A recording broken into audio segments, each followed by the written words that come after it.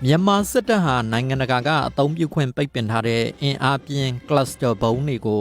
ုပြည်တွင်းမှာကိုယ်တိုင်ထုတ်လုပ်သုံးစွဲနေတယ်လို့ဘုံနဲ့လက်နက်ခဲယမ်းစောင့်ကြည့်လေ့လာရေးအဖွဲ့တစ်ဖွဲ့ဖြစ်တဲ့ Cluster Munition Monitor အဖွဲ့ရဲ့အစီရင်ခံစာမှာဖော်ပြလိုက်ပါတယ်။အရင်ဘယ်တုန်းကမှ cluster ဘုံသုံးစွဲတာမရှိခဲ့တဲ့မြန်မာနိုင်ငံမှာအခုစစ်တပ်ကအာဏာသိမ်းပြီးတဲ့နောက်အာဏာသိမ်းစစ်ကောင်စီဟာအယက်သားပြည်သူတွေရှိတဲ့နေရာတွေကိုအဲ့ဒီ cluster ဘုံတွေသုံးပြီးတော့တိုက်ခိုက်နေတာကြောင့်အပြစ်မဲ့အယက်သားပြည်သူတွေထိခိုက်ဒဏ်ရာရသိဆုံးနေရတယ်လို့အစီရင်ခံစာမှာဖော်ပြပါရှိပါတယ်။ဘုံနဲ့လက်နက်ခဲယမ်းစောင့်ကြည့်ရေးအဖွဲ့ဝင်မယ်ရီကမနေ့ကကုလသမဂ္ဂမှာကျင်းပတဲ့အစီရင်ခံစာထုတ်ပြန်ပွဲအတွင်းအခုလိုပြောခဲ့ပါတယ်။ And we're also extremely disappointed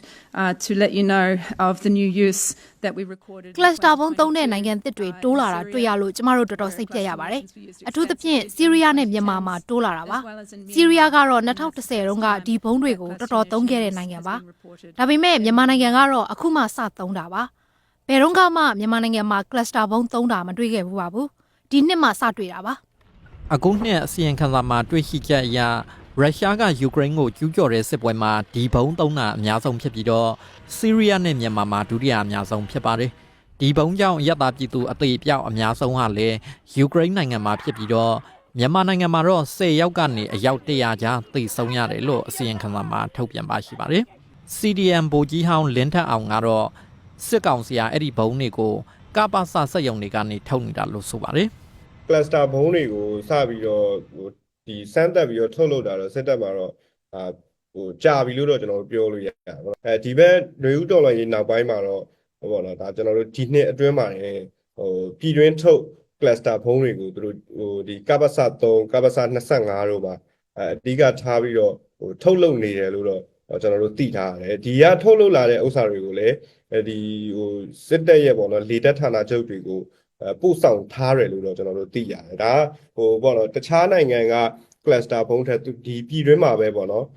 ထုတ်လုပ်တဲ့ဘုံတွေလို့တော့ကျွန်တော်တို့အဓိကတော့သိရတယ်အဲ့တော့စစ်တပ်အနေနဲ့ဒီ cluster ဘုံတွေကိုဘယ်နေရာတွေမှာသုံးလို့ရှိလဲဒီလိုဘုံသီးတွေကအဓိကတော့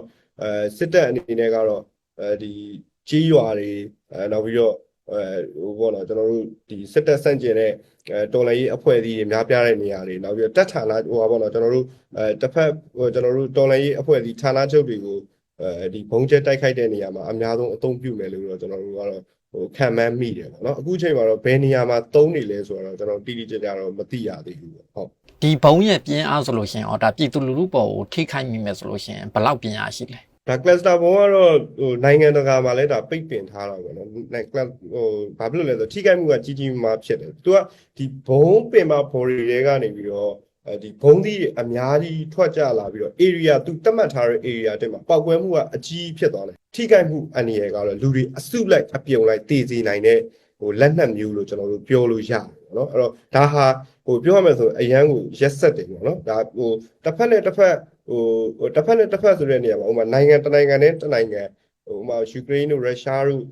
ဒီလိုစီမှာတုံးတာချက်ပေါ့နော်ဒီလိုမျိုးအခုပြည်တွင်းမှာကိုယ့်ပြည်သူတွေကိုပဲပြန်တက်တဲ့လောက်ရက်တွေမှာကျတော့ဒါဟာပြောရမယ်ဆိုရင်ဒါ war crime ကိုလည်းကျွန်တော်တို့ဥတီသလိုဒါလူအစုလိုက်အပြုံလိုက်သေစေနိုင်တဲ့ပါပေါ့နော်ရည်ရွယ်ချက်နဲ့အသုံးပြုတဲ့ဘုံလို့ကျွန်တော်တို့ပြောလို့ရပါတယ် CDM ဘိုကြီး0ကတော့စစ်ကောင်စီက cluster ဘုံတွေကိုနိုင်ငံတကာဥပဒေတွေကိုလက်တလုံးချလုပ်ပြီးထုတ်နေတယ်လို့ RFA ကိုပြောပါတယ်cluster ဘုံထဲမှာထည့်တဲ့ဘုံလက်တွေပေါ့နော်ဘုံသေးလေးတွေပေါ့အဲ့ဘုံသေးလေးတွေဆိုလို့ရှိရင်ဒီတရုတ်ကပေးခဲ့တဲ့နည်းပညာဘုံသေးလေးတွေကိုမထည့်ဘဲနဲ့ဒီကပ္ပစ3တို့ဘာတို့ကနေယူတဲ့ဘုံသီးတွေပေါ့နော်ဘယ်လိုကပ္ပစထုတ်ဘုံသီးတွေပေါ့အဲ့ဘုံသီးတွေကိုအစားထိုးပြီးတော့ထည့်တယ်အဲ့လိုမျိုးနဲ့ပြန်ပြောင်းတယ်ပေါ့နော်ပြန်ပြောင်းတယ်ဘုံကတော့နာမည်ကတော့ cluster ပဲပေါ့နော်ဒါပေမဲ့အထက်ကလက်နက်ကမတူတဲ့အတွက်တော့နိုင်ငံတကာဥပဒေနဲ့ကြောက်လဲသွားညှိမနေဘူးပေါ့နော်ပြောမယ်ဆိုပုံစံပြောင်းထားတဲ့ဘုံတွေပေါ့နော်တကယ်အစ်စ်ကတက်မှာက cluster ဘုံအစ်စ်ဆိုလို့ရှိရင်10လုံးပဲရှိတာပဲတရုတ်နဲ့တွဲပြီးထုတ်ထားတဲ့ပုံ10လုံးပဲရှိအဲ့10လုံးကလုံးဝမထိဘူးသူကရှိုးပြထားတာပေါ့နော်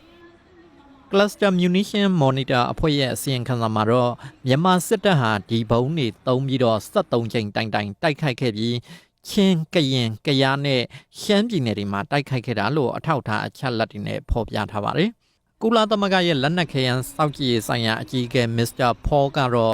့မြန်မာနဲ့ဆီးရီးယားလို cluster ဘုံသုံးတဲ့နိုင်ငံတွေတိုးလာတာဟာစိုးရိမ်စရာကောင်းတယ်လို့သတင်းစာရှင်းလင်းပွဲမှာပြောခဲ့ပါတယ်။ The impact of cluster munitions can be devastating when used in populated areas.